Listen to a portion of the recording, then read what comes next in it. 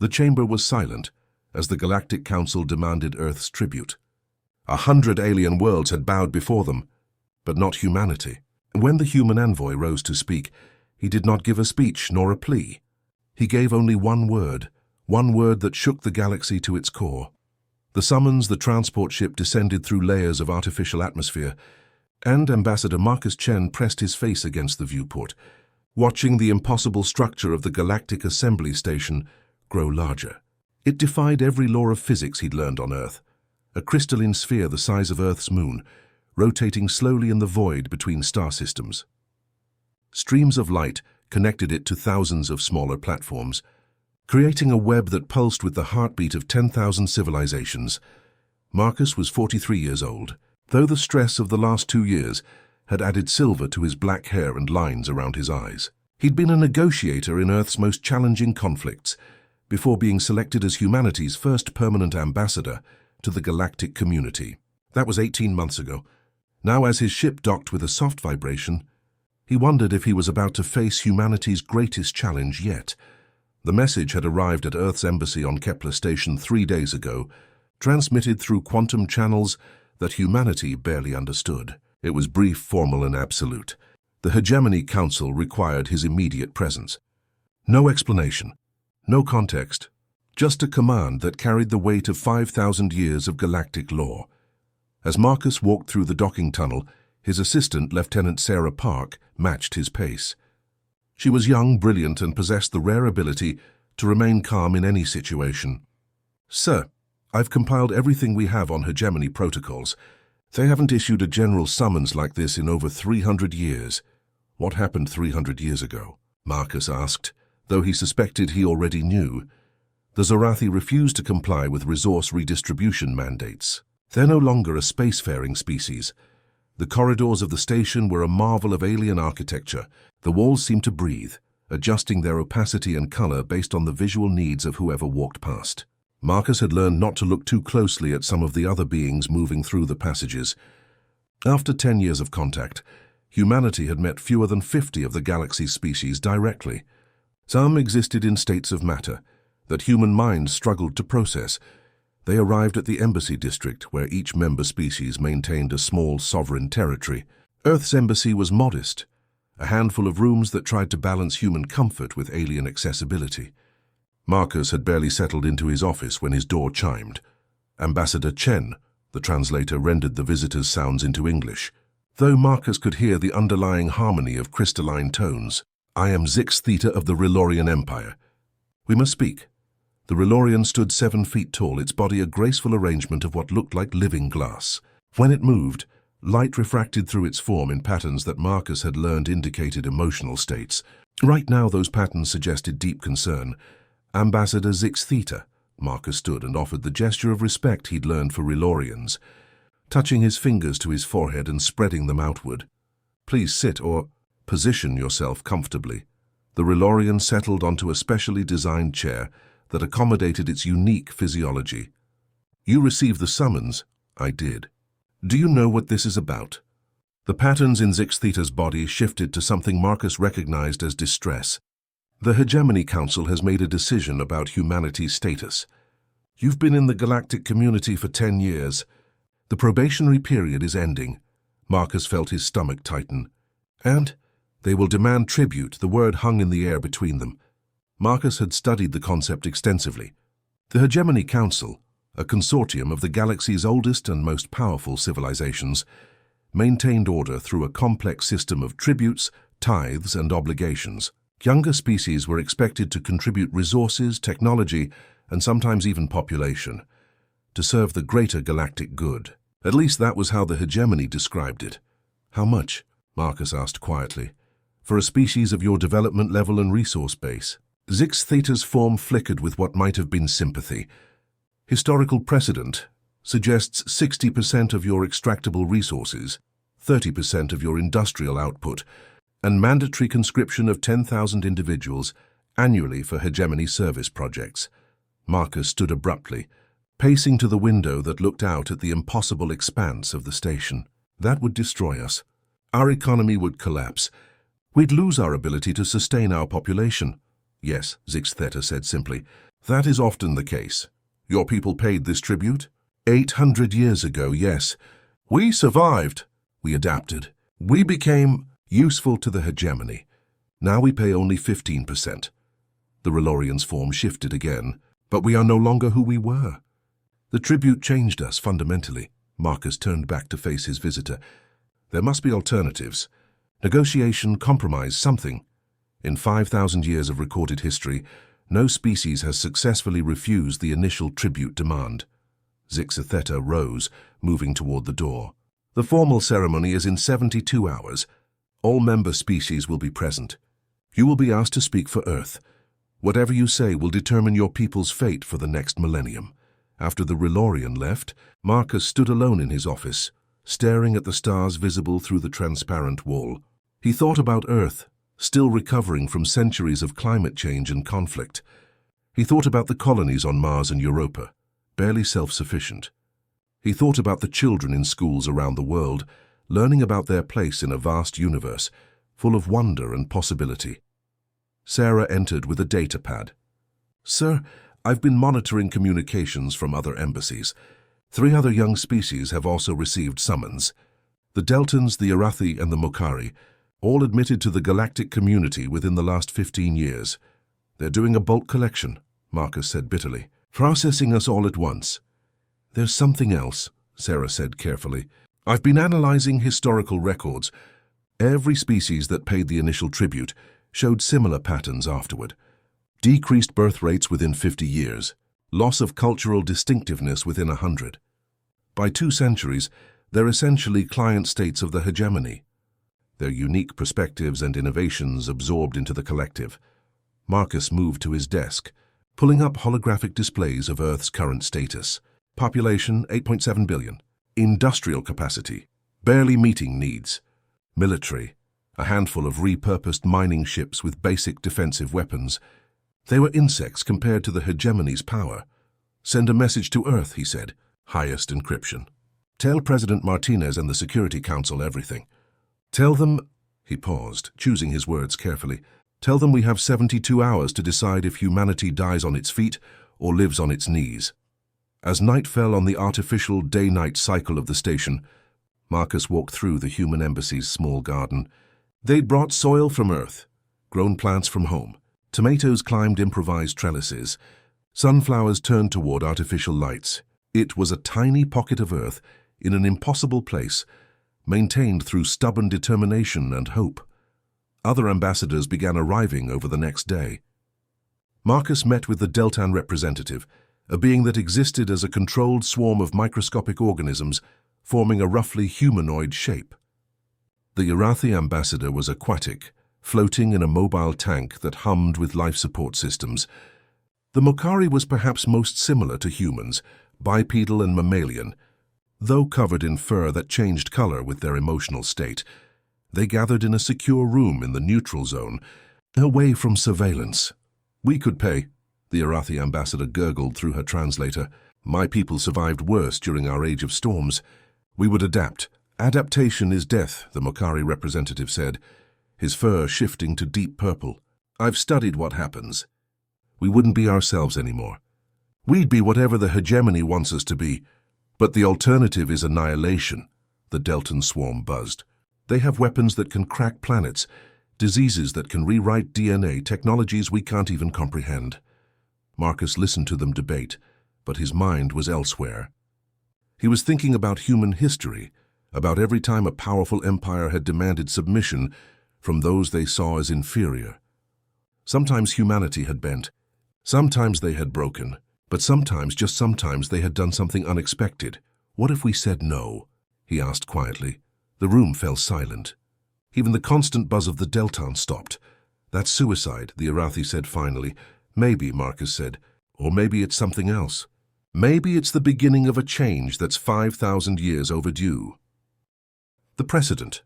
The archives of the Galactic Assembly Station existed in a dimension slightly adjacent to normal space, a necessity, given the sheer volume of information stored from 10,000 civilizations across 5 millennia.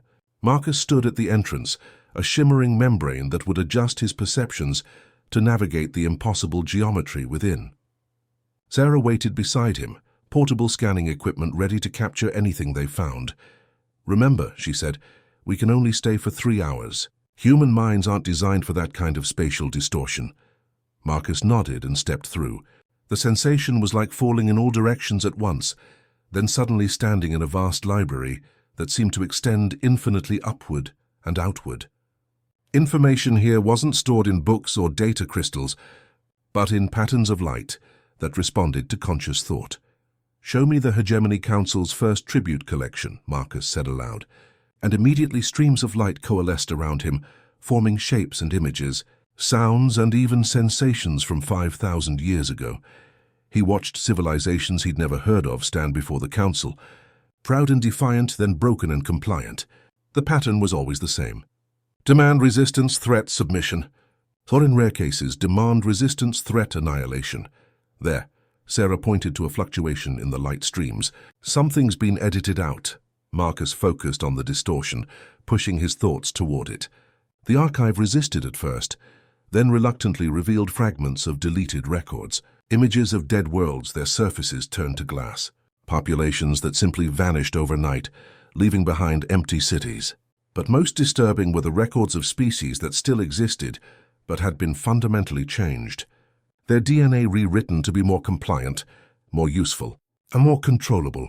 "Sir," Sarah's voice was tight with discovery. "Look at this." She had found something in the deep archives, records so old they predated the hegemony itself. It showed the 5 species that would eventually form the Hegemony Council, but they were different then. Younger, more vital, more diverse, they had formed an alliance to resist something called the Eternal Directive, imposed by an even older galactic power that had long since vanished into legend. "They were once like us," Marcus breathed. "They fought against the same system they now enforce."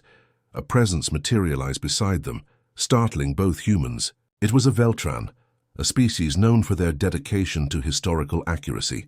This one was old even by Veltran standards, its 6 eyes clouded with age. "You see the truth," it said, its voice like rustling paper. "I am Cora, Chief Archivist. I have waited centuries for someone to look beneath the surface." "Why show us this?" Marcus asked. "Because the cycle must end. The hegemony has forgotten its own origins. They've become the very thing they once opposed." Cora manipulated the light streams with practiced ease, revealing more hidden records. 23 species have said no to the tribute over the millennia. Most were destroyed, but seven disappeared completely. Not destroyed, not conquered, gone. Where did they go? Nobody knows. The hegemony claims they were eliminated, but there are no debris fields, no residual energy signatures, nothing. They simply vanished from known space. Cora's eyes fixed on Marcus with an intensity that was almost painful. Some believe they found another way, a path between submission and destruction. Sarah was scanning everything, capturing data that would have taken human computers centuries to process. The timing of their disappearances corresponds with massive energy fluctuations in the quantum substrate. It's like they shifted somewhere else. Or someone else, Cora added cryptically. Time and space are more fluid than young species realize. They spent the remaining time in the archives, gathering everything they could find about the tribute system, its enforcement, and most importantly, its failures. The hegemony projected an image of absolute power and control, but there were cracks, moments when their fleet had arrived to enforce tribute and found empty worlds. Times when their threatening displays of force had unexpected consequences, disrupting their own systems. As they prepared to leave, Cora pulled Marcus aside. "The hegemony's power rests on fear and precedent. Break the precedent, and you might break the fear. But know this, they will try to make an example of you. Whatever you decide, make sure it's something they don't expect." Back in the physical universe, Marcus felt his head spinning from the archive experience. He and Sarah returned to find the other young species ambassadors waiting in his office, along with someone unexpected, Ambassador Thren of the Korwati Empire, a species that had been paying tribute for 2,000 years. Thren was humanoid, but covered in scales that shifted between metallic hues. When he spoke, his voice carried the weight of millennia. "I've come to warn you, and perhaps to help you." "Why?" the Mokari ambassador asked, fur rippling with suspicion. "Because my people are dying," Thren said simply. "Not physically, but spiritually. We've paid tribute for so long we've forgotten who we were. Our art is derivative, our science stagnant, our children born without the spark that once made us great. We survived, but at what cost? He produced a device that projected a holographic star map. The hegemony's enforcement fleet is already positioning itself. 3 dreadnoughts, 15 cruisers, 40 destroyers. Enough firepower to reduce all 4 of your homeworlds to asteroids in a single day. Then resistance is pointless, the Arathi ambassador said. Deflating in her tank. Unless, Thren said, you do something they've never seen before. The hegemony's strategies are based on thousands of years of precedent. They assume you'll either submit or fight conventionally. But what if you did neither? Marcus leaned forward. You have something specific in mind. The tribute ceremony isn't just about resources. It's about breaking your will publicly, making you acknowledge their superiority in front of the entire galactic community. The psychological impact maintains their power as much as their fleets do. Thren's scales shifted to a deep blue. But the ceremony has rules, ancient protocols that even the hegemony must follow. If you can find a way to use those rules against them... We've been studying the ceremony procedures, Sarah interjected. Every species gets to make a statement before accepting or refusing. That statement becomes part of the permanent record, accessible to all member species. And once something enters the permanent record, it cannot be deleted or modified, Cora added, having somehow appeared in the room without anyone noticing his arrival. It becomes part of galactic law.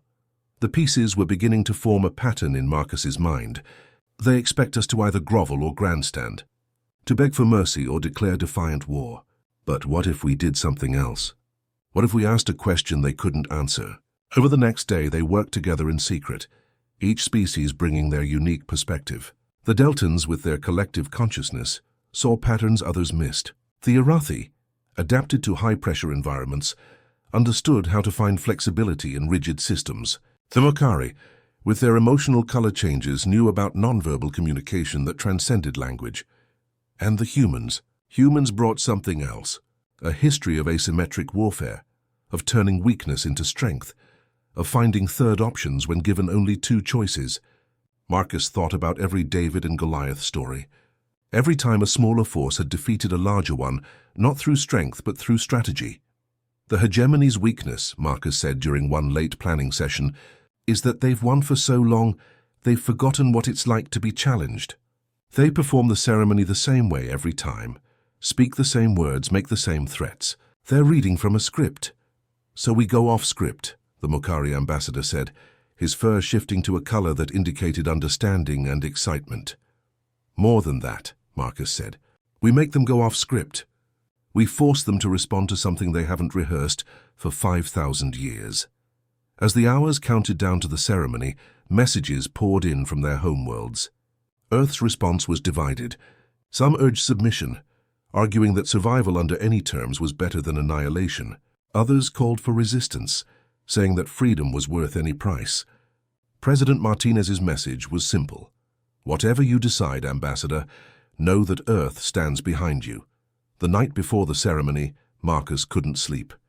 He walked through the station's observation decks, watching ships from thousands of species come and go. So many civilizations, so many unique perspectives and possibilities, all bound by a system that slowly drained them of what made them special. He thought about the 7 species that had vanished rather than submit. Where had they gone? Had they found something better? Or had they simply chosen oblivion over servitude? Sarah found him there as the artificial dawn began. Sir, I've been running probability analyses based on everything we've learned. If we refuse tribute conventionally, our chance of survival is less than 1%. And if we try our plan, she hesitated. Unknown. The models can't predict it because there's no precedent. We're literally off the chart. Marcus smiled grimly. Then we're exactly where humans work best, in the unknown where anything is possible. The Declaration. The Great Assembly Hall existed at the heart of the station, a sphere within a sphere that could adjust its size to accommodate any number of beings. Today it expanded to its maximum capacity. Representatives from every member species of the galactic community had gathered. Over 10,000 distinct forms of life, creating a tapestry of biological and technological diversity that no single mind could fully comprehend. Marcus stood in the designated area for those to be judged. alongside the ambassadors of the Deltans, Irathi and Mokari. They had been placed on a platform that slowly rotated, ensuring every being in the vast hall could observe them. It was intentionally humiliating, Marcus realized, being displayed like specimens. Above them, the 5 members of the Hegemony Council sat in judgment. Each represented one of the founding species of the current galactic order. High Chancellor Vornash of the Etherian Collective presided, his form a constantly shifting mass of energy contained within a humanoid framework. The others were equally imposing. The Christarch of the Silicon Dynasty, whose body was living mineral. The Overmind of the Neural Web, a collective consciousness inhabiting a biomechanical form. The Temporal Sage of the Chronari, who existed partially outside normal time, and the Void Walker of the Umbral Sovereignty, whose true form was hidden in shadows that seemed to eat light. "We convene," Vornash's voice resonated through the hall, translated into thousands of languages simultaneously, to formalize the integration of 4 young species into the greater galactic order. The Deltans, the Irathi, the Mokari, and the humans have completed their probationary period. Now they must choose their path. The ceremony began with a recitation of the hegemony's history, 5,000 years compressed into an hour-long presentation that emphasized their benevolence, their wisdom, their necessary role in preventing galactic chaos. Marcus had heard it before, but now, knowing what he knew from the hidden archives, he heard the propaganda beneath the words. "The tribute system," Vornash continued, "ensures that all species contribute to galactic stability. Resources flow from those who have to, those who need. Knowledge is preserved and distributed. Order is maintained." The Christarch spoke next, its voice like grinding stone. "Each species contributes according to their ability. For civilizations at your developmental stage, the standard tribute is as follows: 60% of extractable resources, 30% of industrial output, and 10,000 individuals annually for service in hegemony projects." Murmurs ran through the assembly. Even for species that had been paying tribute for centuries, the initial demand always seemed shocking. The Overmind's multiple voices spoke in harmony. "This is not conquest. This is participation. You become part of something greater than yourselves. Your biological and cultural distinctiveness will be added to our own." Marcus caught Sarah's eye in the observation area. She nodded slightly. Everything was going according to the script so far. "We will now hear from each species," Vornash announced. "Ambassador Takth of the Deltans, speak your response." The Deltan swarm coalesced into a vaguely humanoid form at the speaker's position. "The Deltan Collective has deliberated. We accept the wisdom of the hegemony. We will pay tribute." The words seemed to physically pain the ambassador, but the swarm dispersed back to its position. "Ambassador Irathi," Vornash called. The aquatic being's tank moved forward. Through the translator, her voice was resigned. The Irathi depths acknowledged the hegemony's power. "We accept the tribute terms," Marcus felt his heart sink. They had hoped at least one other species would resist, Ambassador Mokari. The fur-covered ambassador stepped forward, his coloration shifting through a spectrum of emotions. For a moment, Marcus thought he might refuse. But then his colors settled into the gray of submission. "The Mokari Federation accepts." The hall fell silent. All eyes, optical and otherwise, turned to Marcus, Ambassador Chen of Humanity. Marcus walked to the speaker's position with measured steps. He had practiced this moment, but now, facing the assembled powers of the galaxy, he felt the full weight of what he was about to do. "High Chancellor, members of the Hegemony Council, distinguished representatives," he began, his voice steady despite his racing heart. "I stand before you as the voice of humanity. A species that has existed for a mere 300,000 years, has had written language for only 5,000, and has been in space for less than 2 centuries.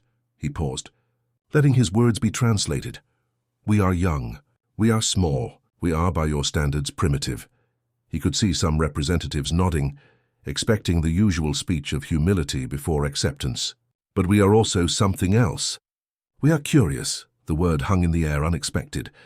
"In our short time, we have asked questions that others might consider dangerous. Why does the sun rise? What lies beyond the ocean? How do birds fly? What are the stars?" Marcus began walking slowly around the platform, addressing the entire assembly. Every answer led to more questions. Every discovery opened new mysteries. This curiosity, this relentless need to ask why and what if, drove us from caves to cities, from bronze to spacecraft, from isolation to standing here before you. Vornash's energy form flickered, with what might have been impatience. Ambassador Chen, your species' history is known to us. Do you accept the tribute terms? Before I answer, Marcus said, I would like to ask a question. The hall stirred. This was not part of the usual ceremony. The time for questions has passed, the Christarch rumbled. With respect, Marcus said, the Galactic Charter, Article 7, Section 4, states that any species being inducted has the right to seek clarification on any aspect of their integration. I invoke that right. The council members exchanged glances. He was technically correct, though no species had invoked that particular clause in over 1,000 years. Ask your question, Vornash said slowly. Marcus took a breath. Everything depended on this moment. My question is simple.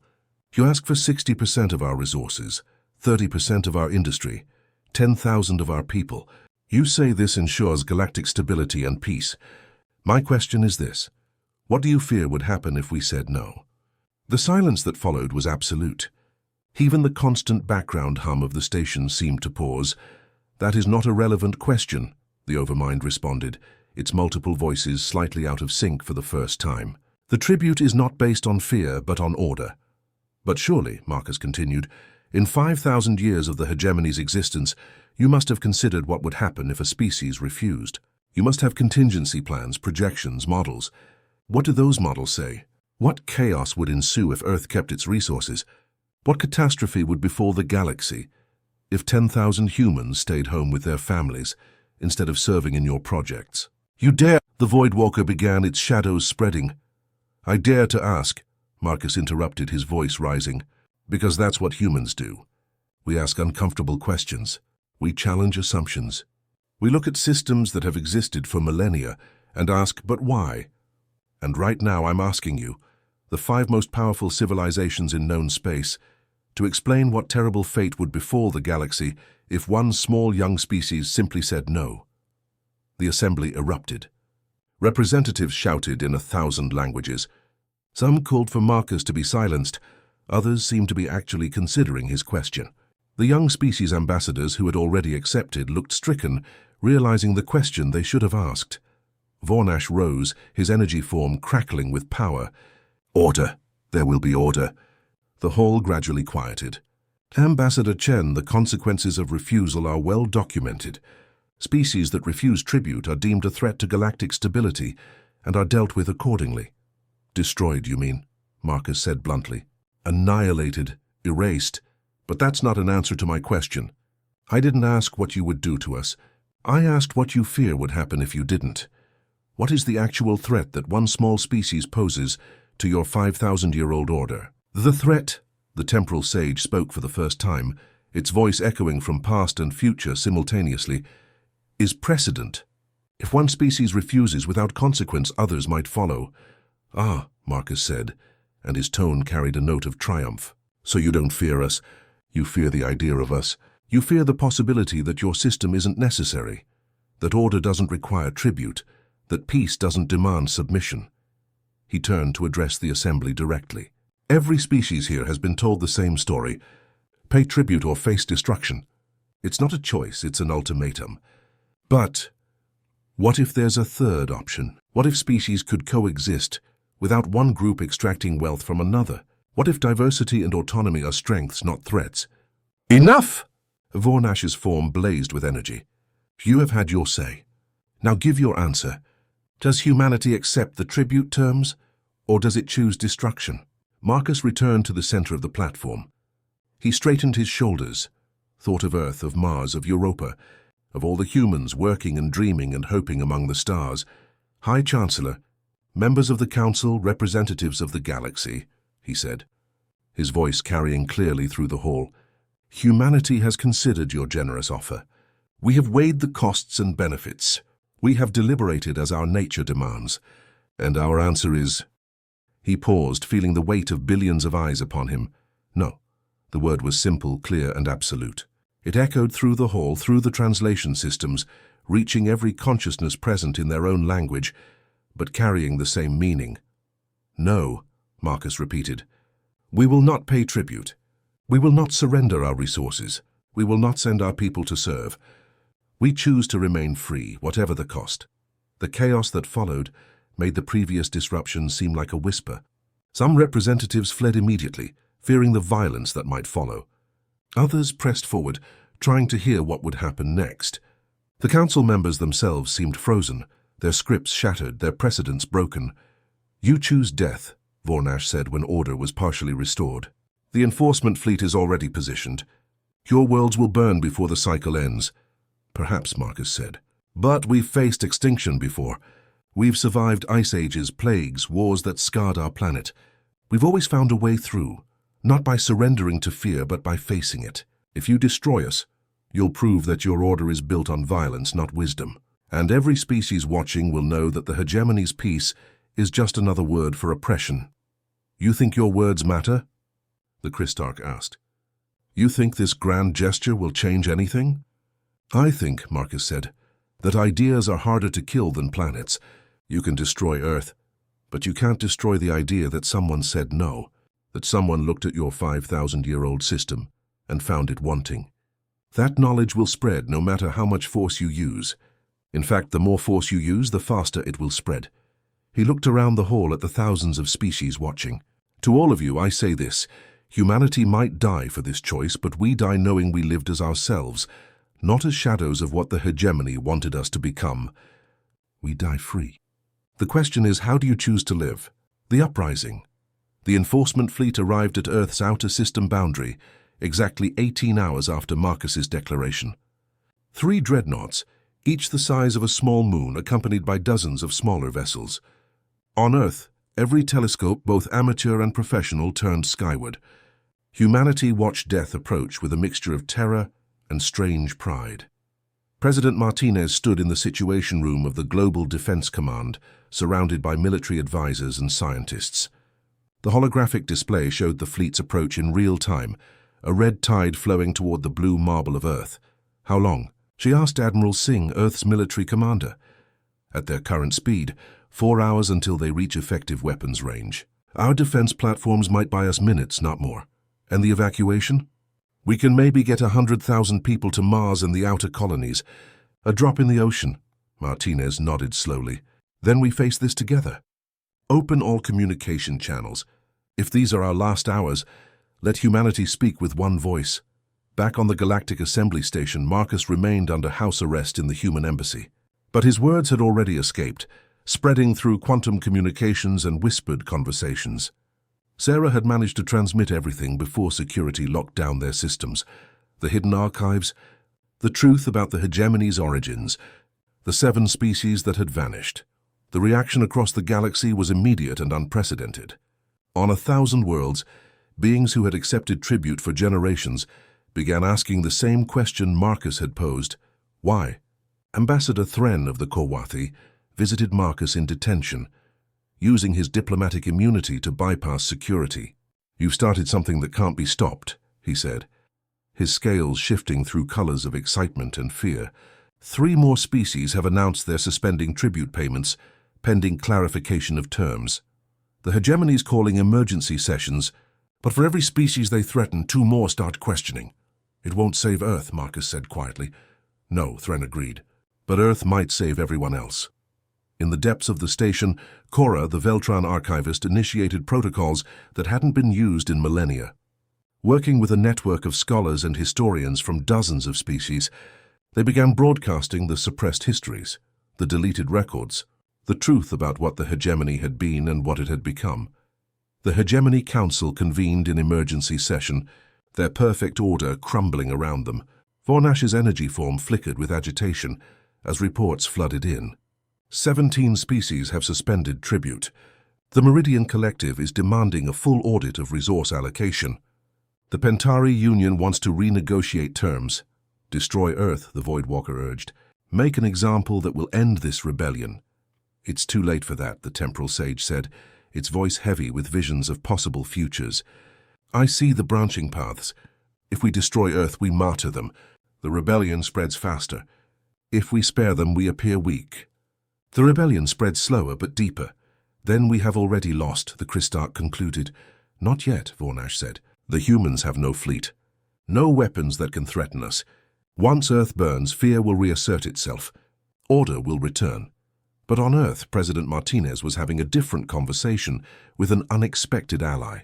The message had come through secure Deltan communication channels.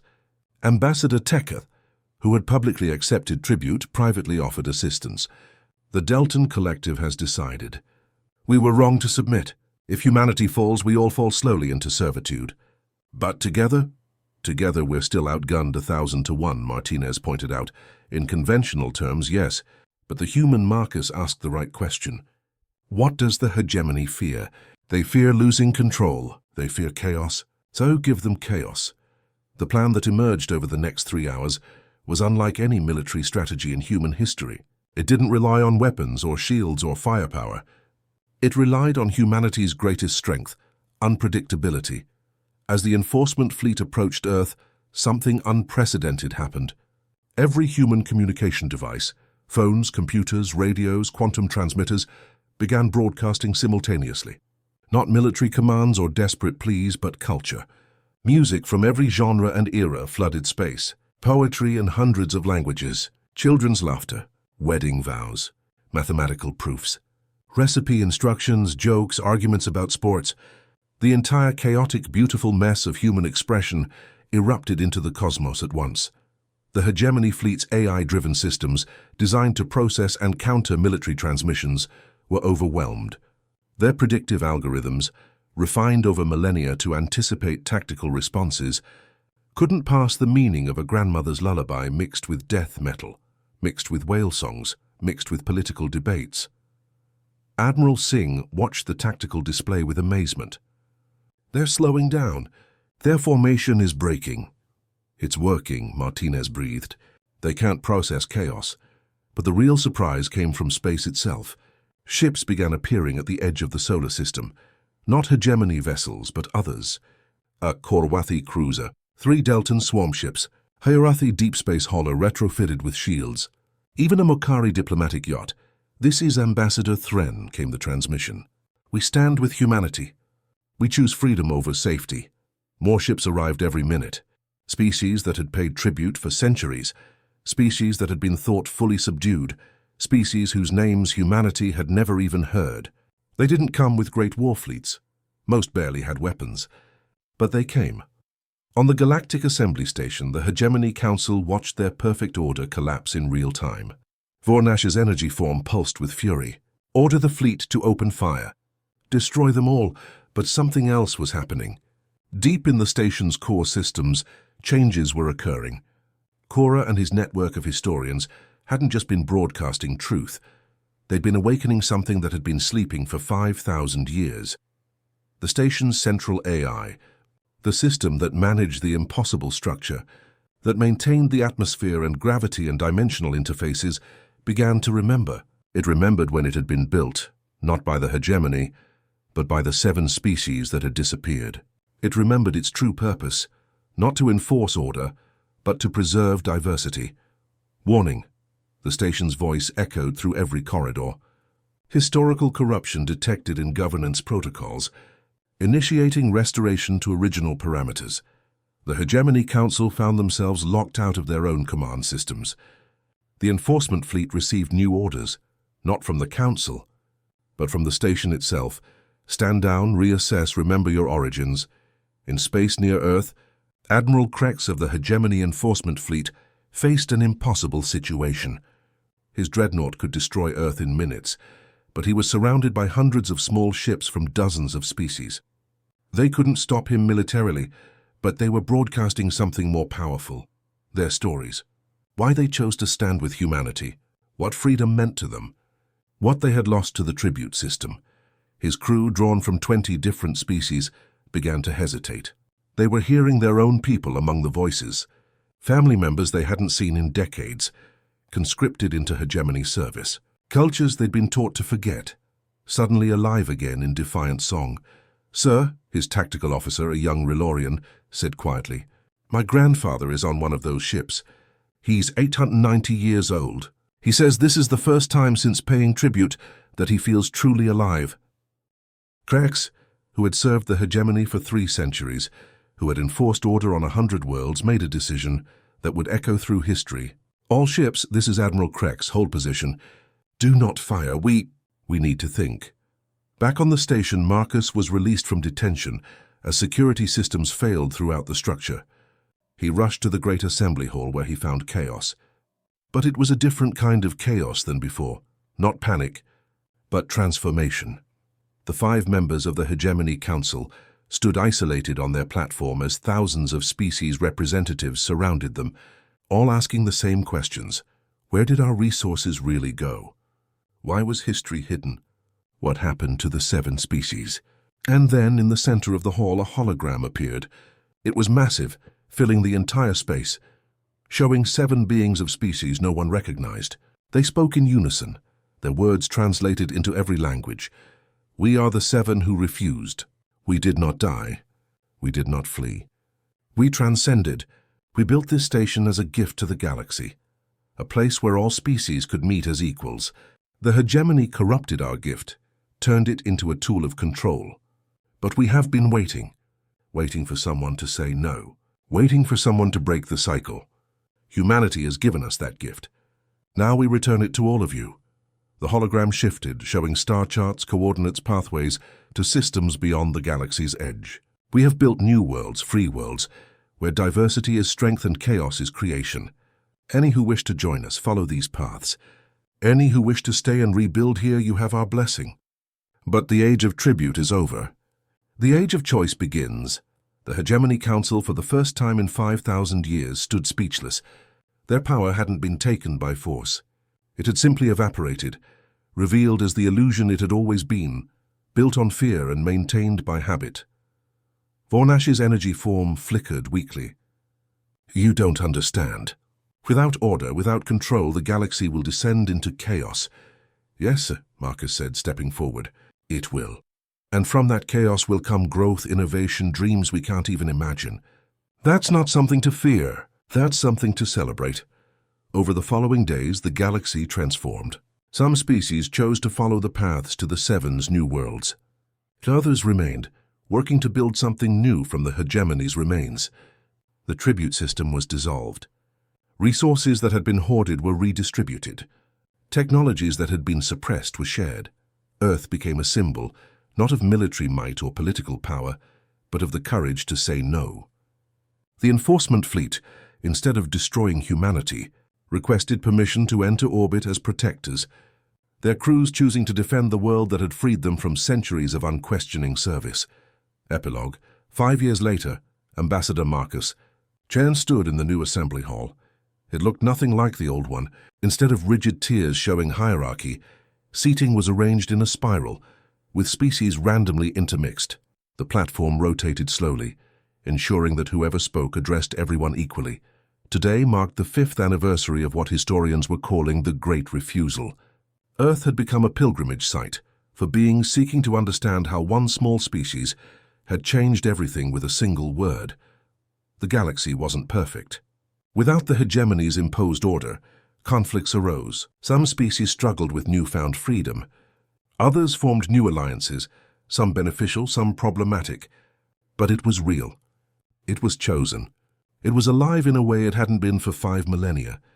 Sarah Park, now Earth's senior diplomat, joined Marcus at the viewing deck. Any regrets? She asked. Marcus thought about it. We could have played it safe, accepted tribute, survived. That wasn't survival, Sarah said. That was slow death. Below them in the main plaza, a celebration was underway. Humans danced with Relorians. Deltans swarmed in patterns of joy. Hirathi splashed in specially constructed pools, while Mokari cubs played with human children, their fur cycling through colors of delight. The 7 were right, Marcus said. Diversity is strength. Chaos is creation. A young Veltran approached one of Korra's students. Ambassador Chen, the archived would like you to know something. We've found records of other galaxies, other councils, other systems of control. The universe is vast and there are many still enslaved. Marcus smiled. Well then, we'd better teach them the most powerful word in any language. No? The Veltran asked. No, Marcus confirmed. Such a small word. Such a big difference. As the celebration continued below, Marcus reflected on humanity's journey.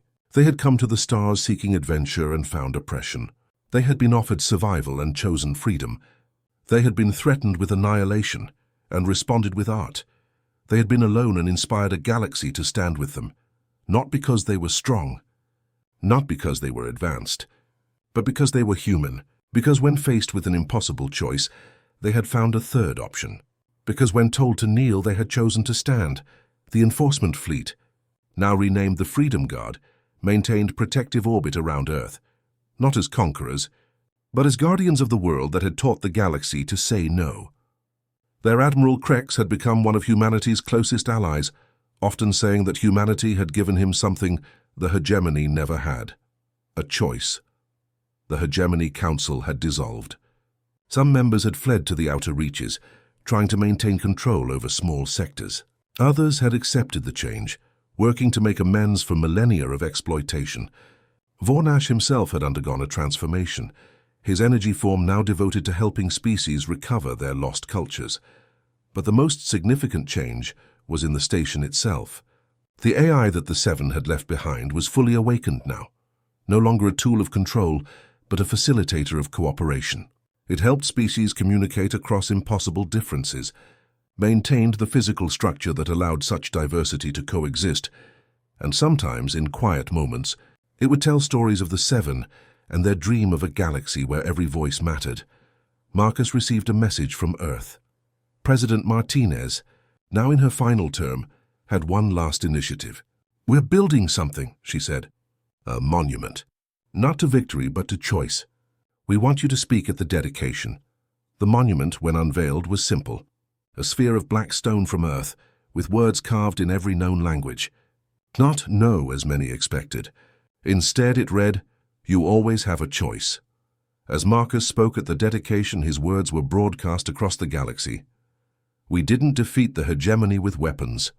We defeated them with questions. We didn't conquer with force. We conquered fear itself, and we didn't do it alone. Every species that stands free today made a choice. Some made it sooner, some later, but all of us chose. That's the gift we give to the future. Not an answer, but a question. Not a system, but a possibility. Not order, but the beautiful, terrifying, wonderful chaos of freedom." The crowd erupted in celebration, 1,000 species expressing joy in 1,000 ways. And somewhere in that noise, that chaos, that magnificent disorder, the galaxy found its voice again. 5 years after humanity said no, the word had spread to other galaxies. The Seven's pathways led not just to new worlds, but to connections with civilizations beyond imagination. Each one faced their own councils, their own systems of control.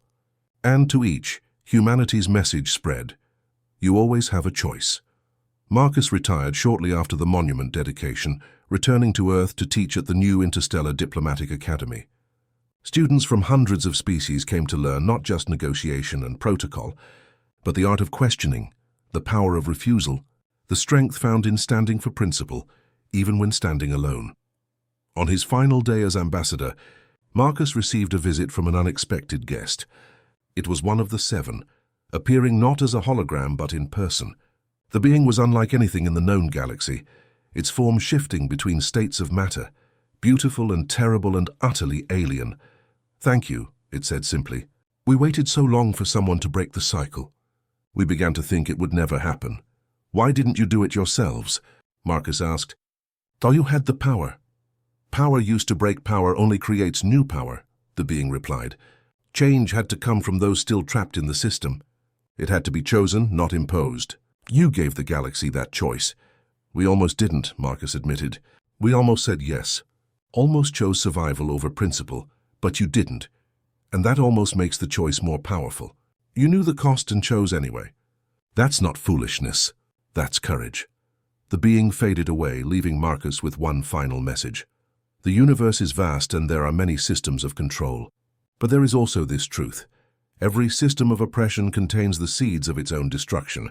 Sometimes all it takes is one person, one species, one moment of courage to plant those seeds. You planted them. Now watch them grow. As Marcus looked out at the stars, he saw not points of light but possibilities. Each star a choice, each planet a potential, Each species a unique voice in the cosmic chorus. The galaxy was free, not perfect, but free, and that he knew was enough. The story of humanity's refusal became legend, told in different ways by different species. But always at its heart was the same truth, that sometimes the greatest victories come not from strength, but from principle. Not from weapons, but from words. Not from accepting the possible, but from demanding the impossible. And in every telling, in every language, the story ended the same way, with a choice. Because that's what humanity had given the galaxy, not an answer, but a question. Not a solution, but an opportunity. Not peace, but freedom. The freedom to say no. The freedom to choose. The freedom to be.